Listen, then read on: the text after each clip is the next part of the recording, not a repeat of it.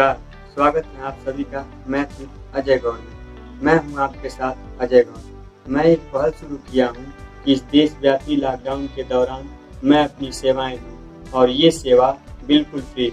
इसके लिए आपको किसी भी प्रकार का कीमत अदा करने की जरूरत नहीं है। इस चैनल पर मैं क्लास 1 से 8 तक के बच्चों के डाउट प्रश्नों की वीडियोज अपलोड कर रहा हूँ तथा क्लास 9 तथा 10 के लिए मैथ की स्पेशल क्लास होगी। ज्ञात हो कि ये सारी क्लास केवल मैथ सब्जेक्ट से संबंधित हैं। क्लास 1 से 8 तक के स्टूडेंट अपने डाउट प्रश्नों के साथ अपने नाम तथा क्लास लिखकर कमेंट बॉक्स में सेंड कर सकते हैं। वीडियोस पसंद आए तो लाइक, सब्सक्राइब तथा दोस्तों के साथ शेयर करना ना भूलें। चलिए शुरू करते हैं आज की क्लास। चलिए आज सीखेंगे हम लोग। देखिए आज जो होगा क्लास, वो आज की क्लास में एनसीईआरटी क्लास 10 की बुक से पहला चैप्टर हम लोग पढ़ेंगे। एनसीईआरटी की चलेगी, याद रखिएगा आप। एनसीईआरटी में पहला चैप्टर है रियल नंबर। रियल नंबर यानी वास्तविक संख्याएं, ये पहला चैप्टर है। लेकिन इसमें रियल नंबर तो कह दिया है, लेकिन रियल नंबर के बारे में वास्तव में पहले चैप्टर में कुछ भी अच्छे से बताया हुआ नहीं है। लेकिन इस रियल नंबर से संबंधित एक अन्य वीडियो अलग से बता दिया जाएगा, बना करके अपलोड कर देंगे, जिसमें आपको रियल नंबर से संबंधित सारे के सारे उसमें सभी के सभी सवाल शामिल होकर दिए जाएंगे, जिसमें इंटीजर वगैरह, इवन, ऑड, ये सब नंबर, नेचुरल नंबर क्या होते हैं, ये सब उसमें बता दिया जाएगा। तो इसके लिए फिलहाल हम लोग इसको नहीं समझेंगे, क्योंकि आपके चैप्टर में भी ऐसा नहीं दिया है कि रियल के नंबर के बारे में अच्छे से समझाया है।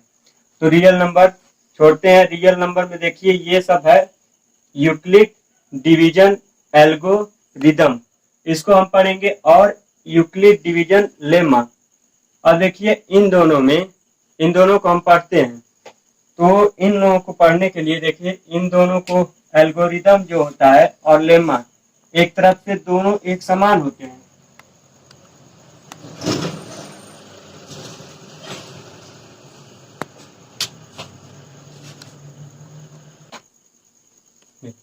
यूक्लिड डिवीजन एल्गोरिदम और लेमा, ये दोनों एक समान होते हैं। बस इसमें थोड़ा बहुत अंतर है, नहीं तो ये पूरा का पूरा एक समान है। बहुत थोड़ा सा अंतर है।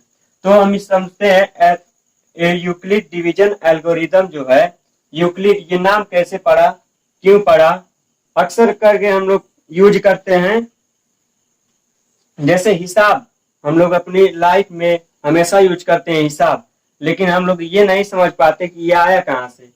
ये असल में ये जो है फारसी गणितज्ञ हैं, एक फारसी गणितज्ञ हैं, अल ख्वाजमी। इनका पूरा नाम यदि पढ़े हम लोग तो मोहम्मद इब्न मूसा अल ख्वाजमी इनका नाम है। और ये फारसी गणितज्ञ हैं, फारसी मैथमेटिशियन हैं।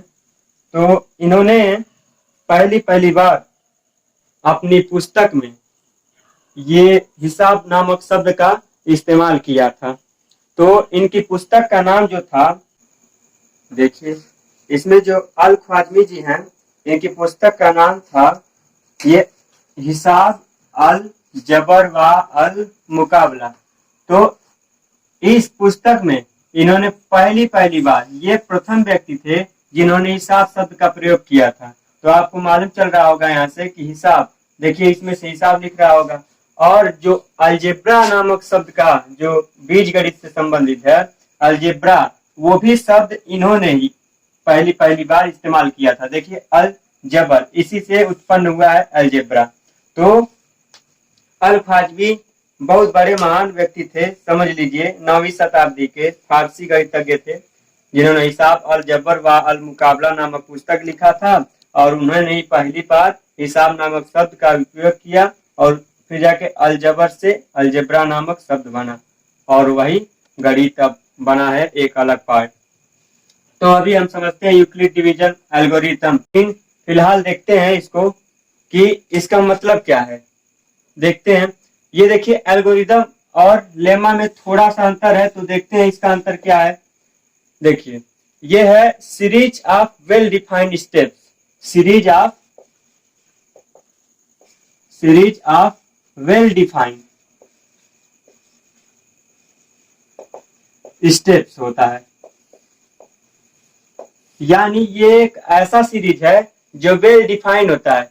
किसी भी चीज को यदि प्रूफ करने के लिए एक ऐसा सीरीज जो वेल डिफाइंड यानी अच्छे से उसको डिफाइन किया गया हो और वो स्टेप काम करता हो, तो वो कहलाता है series of well defined step. उसी को बोलते हैं एल्गोरिदम। तो ये हो गया series of well defined step. और डिवीजन जो होता है वो होता है डिवाइड का प्रोसेस एक होता है। ये एक प्रकार से डिवीजन का क्या होता है, प्रोसेस, डिवाइड का प्रोसेस होता है। और ये जो है यूक्लिड एक नेम है।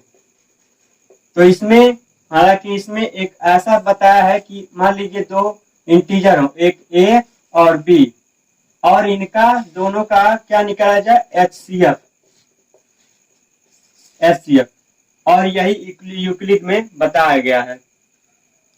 तो ए और बी जो इंटीजर हैं उनका एचसीएफ निकालने के लिए यूक्लिड डिवीजन एल्गोरिदम का एक ऐसा सीरीज बनाया गया है जिसको हम लोग आज पढ़ेंगे।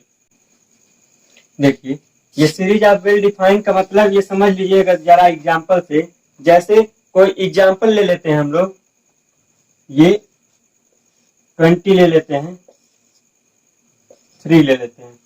ये एक डिवाइड है, तो डिवाइड करते हैं जब इसमें, तो 3 6 जा कितना होता है 18, और इसमें हो गया रिमाइंडर 2। तो ये जो स्टेप है, ये डिवाइड करने का स्टेप, यही series of well defined step. यानी डिवाइड करने के लिए कोई और तो रूल नहीं है। इसी रूल को पहली है ये अल-ख्वाज़मी जी, इन्होंने पहली यही बताया कि मतलब ये डिवीजन का यही एक प्रोसेस है। ये पहली बार किसी चीज को प्रूव करने के लिए बनाया गया था, तो इसीलिए इसको बोलते हैं एल्गोरिदम। और अब समझते हैं हम लोग लेमा क्या होता है। अब ये लेमा समझते हैं। तो ये होता है एक प्रूवन स्टेटमेंट होता है, ये होता है प्रूवन स्टेटमेंट होता है एक, ये प्रूवन स्टेटमेंट। मतलब समझिएगा कि जो भी रूल प्रूव कर दिए गए हैं, उन रूल को लेकर के यदि कोई और रूल को प्रूव किया जाता है, तो ऐसे में उसको क्या बोलते हैं, लेमा बोलते हैं। एक बार और सुनिएगा कि जब भी कोई पहले से बनी हुई रूल को लेकर के कोई दूसरा रूल यदि प्रूव कर दिया जाए, तो उसको बोलते हैं लेमा। यानी प्रूवन स्टेटमेंट को लेकर के इसको बनाया जाता है, तो उसको लेमा कहते हैं। आप समझ चुके होंगे इसको अच्छे से। यदि नहीं समझ पाए हैं तो एक बार बैक वीडियो कर करके आप देख सकते हैं।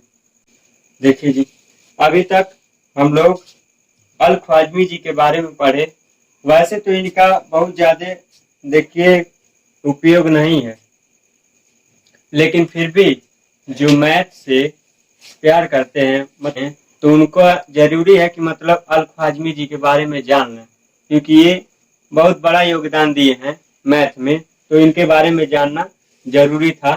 फिलहाल हम लोग उनके बारे में जान चुके हैं। अब हम लोग चलते हैं अपने एक्सरसाइज पे।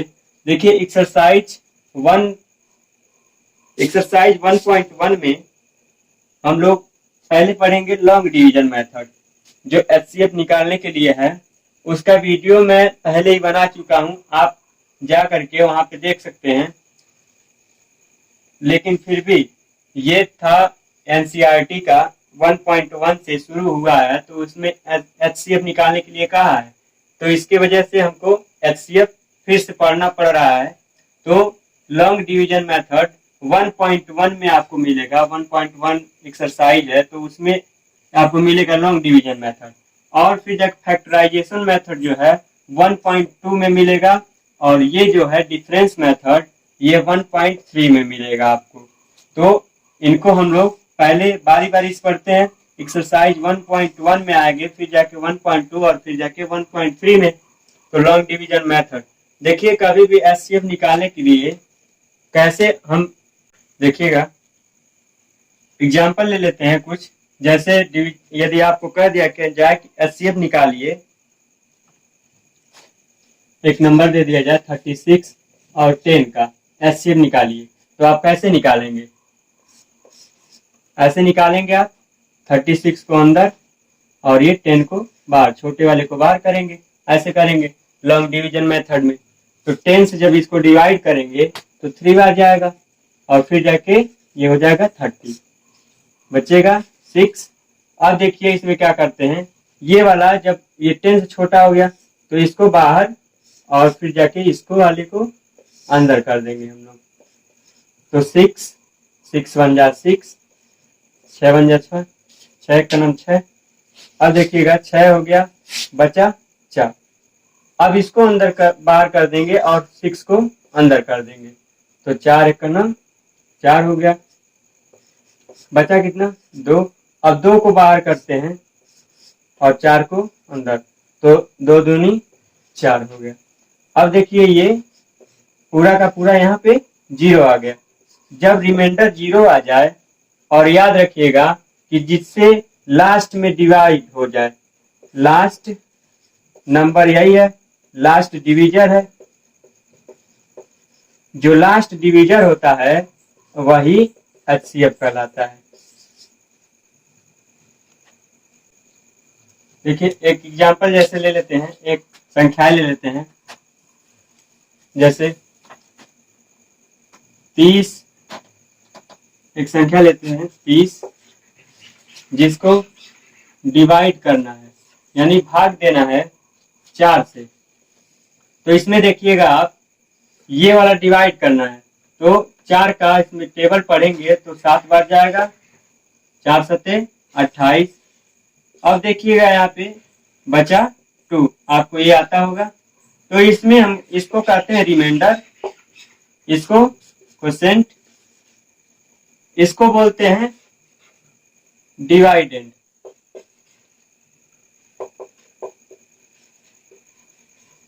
इसको बोलते हैं डिवीजर,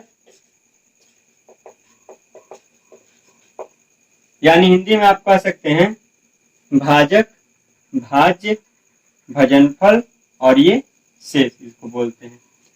तो आप ऐसे समझ जाएंगे कि ये रिमाइंडर इसको बोलते हैं, इसको क्वोशेंट, और इसको डिवाइडेंड, और इसको डिवीजर। इसमें जरा समझिएगा आप कि यदि मान लीजिए कि कोई संख्या दे दिया जाए, यदि कोई संख्या दे दिया जाए, जैसे यही वाला मान लीजिए, इसमें कहा जा रहा है कि 30 यानी 30 में 4 से भाग देना है। जब भाग दे रहे हैं, इसमें डिवाइड कर रहे हैं, तो इसका जो क्वोशेंट है वो 7 आ रहा है और रिमाइंडर जो है वो 2 आ रहा है। तो अभी देखिएगा इसमें, जैसे ये हमको नंबर ना पता हो, यदि ये नंबर ना पता हो, यदि हम कह दें कि n संख्या है वो संख्या जिसको हम लोग 4 से भाग दे रहे हैं, और उसका जो क्वोशेंट है वो 7 आ रहा है और उसका रिमाइंडर जो है वो 2 आ रहा है, तो वो संख्या हमको पता लगाना है। तो हम क्या करेंगे, इसको, ये संख्या है और इसमें हम लोग 4 से भाग दे रहे हैं, और इसका जो ये आ रहा है क्वोशेंट यानी कि भागफल, तो 7 आ रहा है, और जो रिमाइंडर आ रहा है वो 2 आ रहा है। तो हमको ये पता लगाना है कि ये कौन सी संख्या है। तो देखिएगा इसमें अभी हमको पता लगाना है, ये रिमाइंडर आया है, इसका मतलब, और ये देखिएगा 4 का टेबल जब 7 बार पढ़े होंगे तो वो वाली चीज यहाँ पे आई होगी, वो वाला नंबर यहाँ पे आया होगा, तो 4 सते 28 यानी 28 यहाँ पे आया होगा। और इस 28 को जब इस नंबर में से 28 को हटाए होंगे यानी निकाल दिए होंगे, तब जाके 2 आया होगा। इसका मतलब ये नंबर कितना होना चाहिए, ये नंबर तो 30 होना चाहिए, तभी इसमें से 28 को निकालेंगे तो 2 आएगा। तो इससे देखिए अब इसमें मालूम हमको क्या चल रहा है कि 4 का इसमें गुणा कर रहे हैं, 4 का इसमें क्या कर दे रहे हैं, गुणा कर दे रहे हैं, और इसको क्या कर दे रहे हैं, प्लस कर दे रहे हैं। तो ये वाला नंबर क्या हो जा रहा है, आ जा रहा है हमको। तो इसको देखिएगा, यदि इसको लिखें, एक नंबर है n, जिसको 4 से भाग दिया जा रहा है, यानी 4 का अब मल्टीप्लाई किया जा रहा है। यहाँ पे आप एक बात समझिएगा, इसको, इस r वाले को r लिखेंगे हम लोग, और इस वाले को क्वेश्चन क्यों लिखेंगे, छोटा वाला। इस डिवाइजर को जो है बड़े डी से लिखेंगे, और डिवाइडेंड को है जो इसको स्मॉल डी से लिखेंगे। तो इसको यानी ये हो गया स्मॉल क्यू, ये हो गया r, और ये वाला स्मॉल डी कहलाएगा, और ये वाला इसको हम लोग मान लेते हैं बड़ा डी। तो यहाँ पे क्या हो जाएगा, डी और मल्टीप्लाई हो जाएगा क्वोशेंट क्यू और प्लस आर, यही होगा। तो इसका मतलब हो गया कि कोई संख्या है और उसका डिवाइजर का मल्टीप्लाई क्वोशेंट में कर दे रहे हैं, और उसको फिर जाके जो रिमाइंडर आया उसको ऐड कर दे रहे हैं, तो वो संख्या आ जाएगी। अब इसमें देखिएगा, यही चीज जो है यूक्लिड डिवीजन मेथड कहलाता है। यही चीज, इसी चीज को हम बताना चाहते थे, यूक्लिड डिवीजन मेथड, यही कहलाता है। तो यूक्लिड भाई ने यही कहा था कि जब भी किसी डिवीजर को मल्टीप्लाई कर देंगे क्वोशेंट में और उसका रिमाइंडर ऐड कर देंगे, तो वो संख्या प्राप्त हो जाएगी। अब देखिए, एक बात और उन्होंने कहा था, जैसे आप देख सकते हैं यहाँ पे कि जो डिवाइजर है, डिवाइजर बताइए कि ये वाला रिमाइंडर छोटा होगा कि डिवाइजर होगा छोटा। तो आप कहेंगे कि ये रिमाइंडर छोटा होगा डिवाइजर से। तो अभी ये बताइए कि कोई संख्या है जिसको 4 से डिवाइड यदि कर रहे हैं, तो वहां पे रिमाइंडर उसका आने का चांस क्या क्या है। ये जो रिमाइंडर चांस है इसका 0 भी आ सकता है, रिमाइंडर 1 भी आ सकता है, 2 भी आ सकता है, और 3 1 भी आ सकता है। देखिए यहाँ पे देखते हैं, 2 भी आ सकता है, और 3 भी आ सकता है, लेकिन ये 4 के बराबर नहीं आ सकता, क्योंकि यदि 4 आएगा रिमाइंडर तो फिर जाके डिवाइड हमको करना पड़ेगा, यानी लास्ट में जो बचता है वही रिमाइंडर कहलाता है। तो इसका रिमाइंडर 0 भी आ सकता है, 1 भी आ सकता है, 2 भी और 3 भी आ सकता है। तो याद रखिएगा कि डिवीजर से छोटा होता है। लेकिन वहां पे ये बताए थे, देखिए ये 0 जो रिमाइंडर है ये 0 से बराबर भी हो सकता है और 0 से बड़ा भी हो सकता है। लेकिन एक बात और बताए थे कि यहाँ पे जो डिवाइजर रहेगा यानी भाजक जो रहेगा वो रिमाइंडर से क्या होगा, बड़ा होगा, यानी रिमाइंडर जो होगा वो डिवीजर से छोटा होगा। ये चीज भी उन्होंने बताया था, इसको ध्यान रखना है हमको। तो आज के लिए इतना ही रहने देते हैं। एनसीईआरटी का था ये पहला वाला चैप्टर का बेसिक चीजें आप समझ चुके हैं। अगला वाला जो वीडियो आएगा वो आपके लिए कल आएगा। एक्सरसाइज 1.1 का जो भी सवाल होगा कल लगाया जाएगा, तो कल आप वीडियो देखना ना भूलें। देखिएगा, आपके पास नोटिफिकेशन पहुंच भी जाएगा यदि आप सब्सक्राइबर हैं तो। यदि आप सब्सक्राइबर नहीं हैं तो आपको मुश्किल हो सकता है कि ये वीडियो आपके पास पहुंच जाए। इसीलिए आप सब्सक्राइब कर लें ताकि आपका ये जो भी वीडियो आएगा कल, वो एक्सरसाइज 1.1 का जो भी सवाल होगा वो लगाएंगे तो वो वीडियो आपके पास पहुंच जाए। इसके लिए आप सब्सक्राइब कर लें और कमेंट करके बताइएगा कि ये वाला जो बेसिक चीजें आपको बताया गया है रियल नंबर में, चैप्टर नंबर 1 रियल नंबर, वो बेसिक चीजें आपको समझ में अच्छे से आया है कि नहीं आया है। तो आप कमेंट करके जरूर बताएं। धन्यवाद।